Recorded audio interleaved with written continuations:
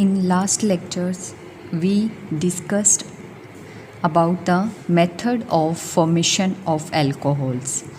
तो method of formation of alcohols में हमने रिडक्शन ऑफ कार्बोनिल कंपाउंड्स कर रहे थे। रिडक्शन ऑफ कार्बोनिल कंपाउंड्स में हमने एल्डिहाइड एंड कीटोन की रिडक्शन की, कार्बोक्सिलिक एसिड की रिडक्शन की, उसके बाद हम एस्टर की रिडक्शन कर रहे थे।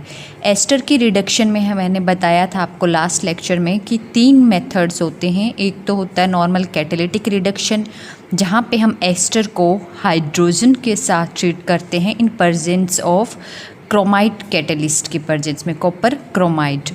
दूसरा मेथड था कॉम्प्लेक्स मेटल हाइड्राइड यानी कि लिथियम एल्यूमिनियम हाइड्राइड के प्रेजेंस में कैसे करते हैं।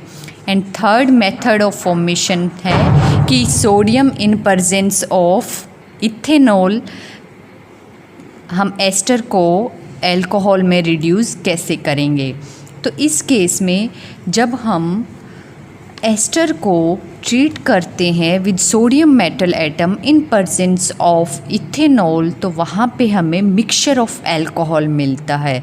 ये रिएक्शन दी थी साइंटिस्ट बोवलेंट एंड ब्लैंक ने, इसलिए इस रिएक्शन को हम बोवलेंट ब्लैंक रिडक्शन भी बोलते हैं। ये किस लिए होती है? एस्टर के रिडक्शन इन अल्कोहल में। यहाँ पे हमें जो अल्कोहल मिलता है वो मिक्सचर ऑफ अल्कोहल मिलता है।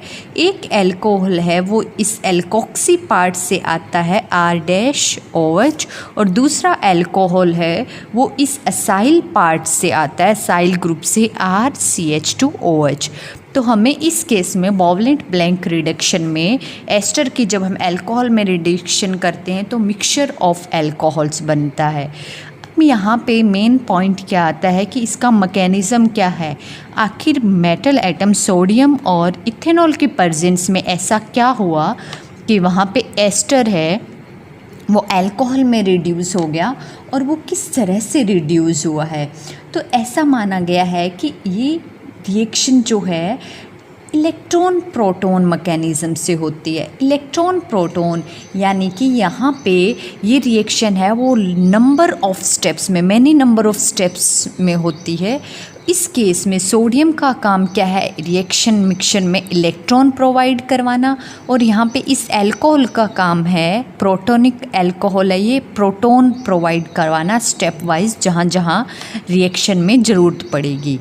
तो इस केस में इसके मैकेनिज़्म है वो, जैसे नॉर्मल अगर हम एग्जांपल की कंसीडर करें, अगर मान लो इथाइल प्रोपायोनेट है, उसको अगर आप कहीं पे भी कोई एस्टर दिया हुआ हो और उस एस्टर का रिएक्शन कंडीशन दी हुई हो या रिडक्शन की कंडीशन बताई है sodium in presence of ethanol, अगर ये कंडीशन है तो समझ जाना ये क्या हो रहा है यहाँ पे, बोवलेंट ब्लैंक रिडक्शन। एक अल्कोहल है वो इस एल्कोक्सी पार्ट से आएगा, एल्कोक्सी पार्ट से आएगा तो क्या बनेगा? C2H5OH यानी कि इथेनॉल। और दूसरा पार्ट है वो इस असाइल ग्रुप से आएगा, असाइल ग्रुप से आएगा तो क्या बनेगा? CH3CH2OH यानी कि प्रोपेन 1ऑल। तो इथेनॉल एंड प्रोपेनॉल का मिक्सचर बनेगा। अब नेक्स्ट में हम देखते हैं कि इसका मैकेनिज़्म है वो क्या होगा। तो सबसे पहले यहाँ पे जैसे कि सोडियम है, सोडियम किस तरह से एग्जिस्ट करता है? ये एक इलेक्ट्रोपॉजिटिव मेटल एटम है, और इसके अगर हम वैलेंस शेल में इलेक्ट्रॉन देखें तो इसके एटॉमिक नंबर कितना होता है? 11। आउटर शेल में कितने होते हैं इसका इलेक्ट्रॉन? 1। तो ये क्या होता है, सोडियम है वो इजीली 1 इलेक्ट्रॉन डोनेट कर सकता है रिएक्शन कंडीशन में, अगर जहाँ पे कि इलेक्ट्रॉन की नीड हो या फिर रिक्वायरमेंट हो। तो इस केस में क्या होगा, सबसे पहले जो एस्टर है वहाँ पे कार्बोनिल ग्रुप है, और उस कार्बोनिल ग्रुप पे जो मल्टीपल बॉन्ड है कार्बन एंड ऑक्सीजन के बीच में, वो in presence of sodium. Sodium को आप क्या दिखा सकते हो? जब ये एक इलेक्ट्रॉन दे सकता है तो इसको आप ऐसे दिखा सकते हो, ऐसे सोडियम रेडिकल। ये क्या करेगा, इसकी प्रेजेंस में जैसे ही रिएक्शन मिक्सचर में ये रेडिकल आएगा, सोडियम रेडिकल, वहाँ उस प्रेजेंस में ये कार्बोनिल ग्रुप में जो कार्बन ऑक्सीजन पाई बॉन्ड है यहाँ पे होमोलिटिकल क्लीवेज होगी। जैसे ही होमोलिटिकल क्लीवेज होगी तो जो बॉन्डेड के 2 इलेक्ट्रॉन थे, एक इलेक्ट्रॉन कहाँ चला जाएगा, इस ऑक्सीजन पे। इस ऑक्सीजन पे अगर हम दिखाएं तो 2 पहले से ही थे लोन पेयर, और एक लोन इलेक्ट्रॉन इस पे चला जाएगा इस बॉन्डेड इलेक्ट्रॉन में से, और एक लोन इलेक्ट्रॉन है वो इस कार्बन पे चला जाएगा। तो बनना क्या चाहिए था, जैसे ही ये बॉन्ड ब्रेक हुआ यहाँ पे ऑक्सीजन 2 लोन पेयर तो ऑलरेडी थे, एक लोन इलेक्ट्रॉन जो ये बॉन्ड ब्रेक हुआ है होमोलिटिकली क्लीवेज उसकी वजह से आ गया, और एक लोन इलेक्ट्रॉन है वो इस कार्बन पे आ गया, और यहाँ पे OR- एज इट इज़। तो जैसे ही होमोलिटिकल क्लीवेज हुई, यहाँ पे लोन इलेक्ट्रॉन है, यहाँ पे लोन इलेक्ट्रॉन है, इनकी टेंडेंसी क्या होती है, पेयर अप होने की।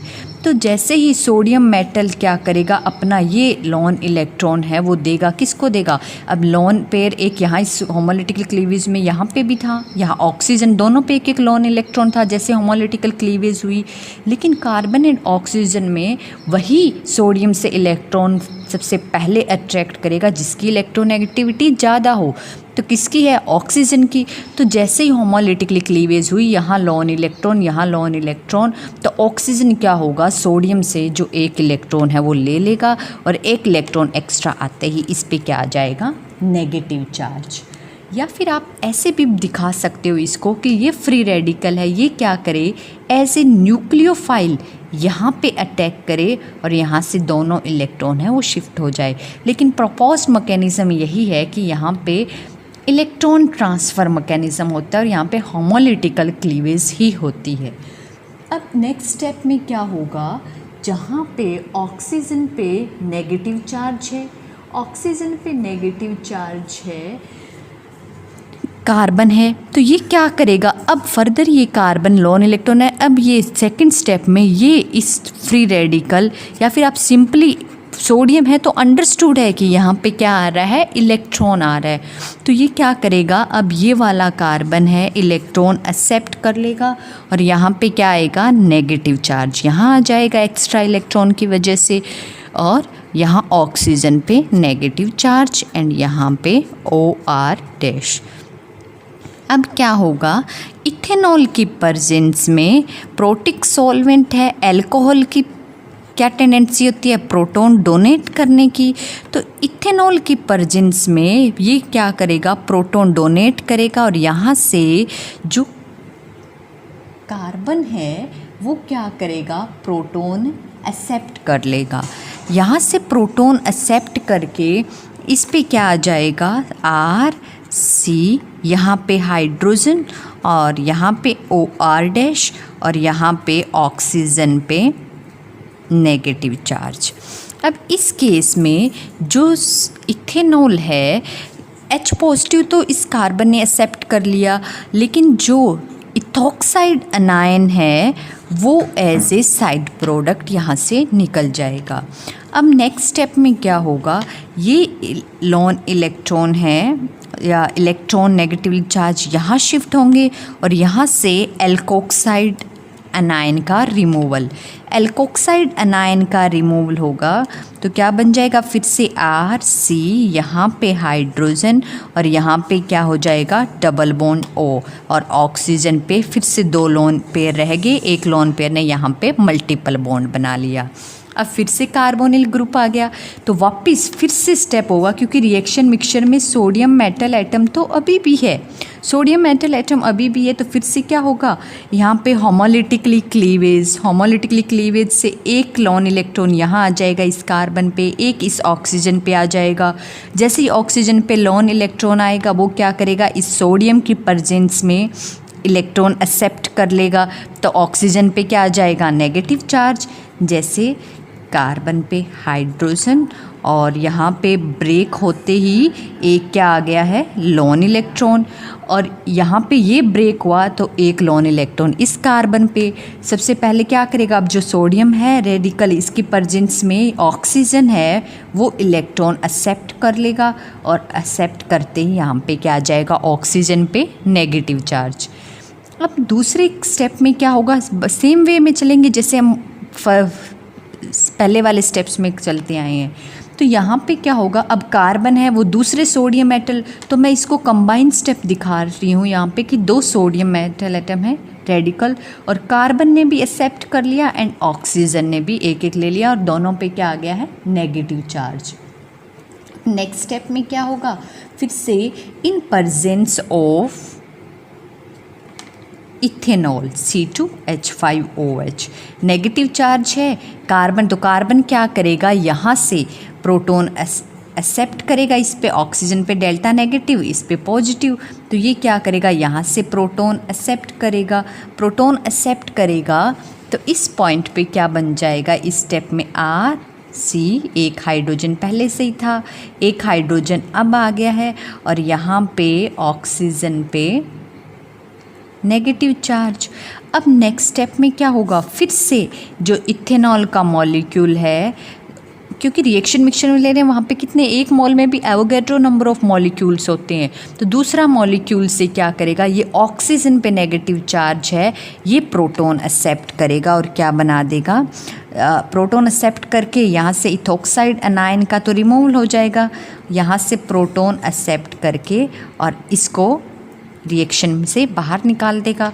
प्रोडक्ट क्या बन जाएगा, C, कार्बन पे हाइड्रोजन, कार्बन पे हाइड्रोजन, और यहाँ पे क्या हो जाएगा, OH। तो ये आप देख रहे हो RCH2OH, यानी कि जो आपने असाइल ग्रुप था, जो RCO शुरू से चल रहा था, उस असाइल ग्रुप से ये अल्कोहल बन गया है। और यहाँ पे जो एल्कोक्सी पार्ट निकला था, ये एल्कोक्सी पार्ट क्या करेगा, रिएक्शन मिक्सचर में क्या है, इथेनॉल तो है ही, इथेनॉल से क्या करेगा, या फिर प्रोटॉन एक्सेप्ट करके, और इसने यहाँ से R- जैसे यहाँ से निकला, निकलते ही ये इथेनॉल से, या प्रोटिक सॉल्वेंट जो है, प्रोटॉन डोनर का काम कर रहा है यहाँ पे इथेनॉल, वहाँ से प्रोटॉन एक्सेप्ट करके और ये अल्कोहल बना देगा।